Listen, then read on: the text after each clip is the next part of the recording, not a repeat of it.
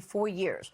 Joining me now is Pennsylvania Congressman Dan Meuser. He's a member of the House Financial Services Committee. Congressman, it's great to see you. Thank you so much for being here. So you're going to meet up with President Trump today. What can you tell us? What should we expect?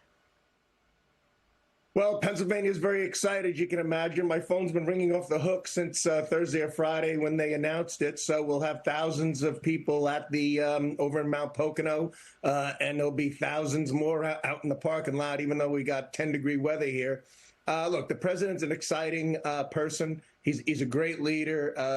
Pennsylvania voted strongly for him. Certainly this area, Northeast Pennsylvania as well. And look, you know, compare today to a year ago, right? That's one of the things I hope anyway the president talks about. Where we were, where we are today, and where we're going. We had open borders. We had disasters. We had illegals. We had criminals coming in. We had drugs coming in. We had gasoline prices, as you just showed. We had spending. Nobody could figure out what we were spending all this on. Trillions of dollars in wasteful spending, waste, abuse, and fraud. We had the overall just a discombobulated administration. So what we've done is we've straightened that out, right? You pointed out the energy.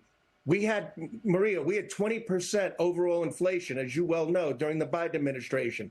So the cumulative under President Trump thus far is 2.3%. 2.3%. So in a way, you could say inflation has been defeated, but now we have to lower the excessive costs created during the Biden administration, which that's going forward. The president has a supply side investment plan for America that is definitely going to take care of that throughout 2026, not to mention, as you bring up sometimes, recently, when the tax reductions come into play. Yeah. Well, I mean, look, we've been trying to gauge, affordability from some widely used items for American citizens. And we know that gasoline prices are down year over year, down about 2%. Crude oil, however, has seen a more significant decline, down between 10 and 20% from early 2025 highs. What commodities types issues? Is it food? Is it housing? Do you believe that the president wants to focus on next to try to push down prices? Well, you know what? It was always gasoline and groceries, right? And so I think gasoline is taken care of for whatever the reason, groceries, and we know lots of reasons. We've got a lot of farmers up this way. So the president's going to be focused there. As you saw yesterday, he had farmers, one at least from my district, at the White House, going over what's going to be done. And he's going to inject some money into it. And that was largely due to the reliance that we had in shipments and trade with China. China just basically shut us off, particularly of soybeans, and that was real consequential for many of our farmers. So that's why we've worked on that trade agreement. That's why the president's working on all these trade agreements. These countries have serious tariffs on us. He's lowering those, and yes, adding where necessary a bit of a carrot and a stick approach. But that's going to open up markets, and I think my farmers anyway really feel strongly and confident about a 2026.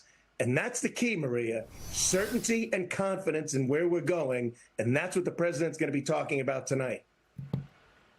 Yeah, I mean, I know that food is of particular interest. I mean, food prices, some food prices are up, and the president has talked about things like, beef and lettuce and coffee. So we'll be watching what the president says about some of those items to make things more affordable for people on the inflation front. But of course, he is winding down what Joe Biden took us to, and that was 40-year highs, where inflation was up 9.1%. But then there's health care, Congressman. Senate Majority Leader John Thune is criticizing the Democrats' health care proposal. He did so yesterday. Watch this. Republicans have made it very clear that we would like to work with Democrats to address the affordability of health care and find solutions that actually reduce costs. But as Democrats have made clear with this, quote, clean bill, they're not really after health care solutions. They seem to be okay with a 90% fraud rate. They're after a political issue to attempt to batter Republicans with during this next election year. Wow. The senator just pointed to this New York Post story saying Obamacare subsidies were granted to so many illegals. Meanwhile, the Senate is expected to vote as early as Thursday on this Democrat plan.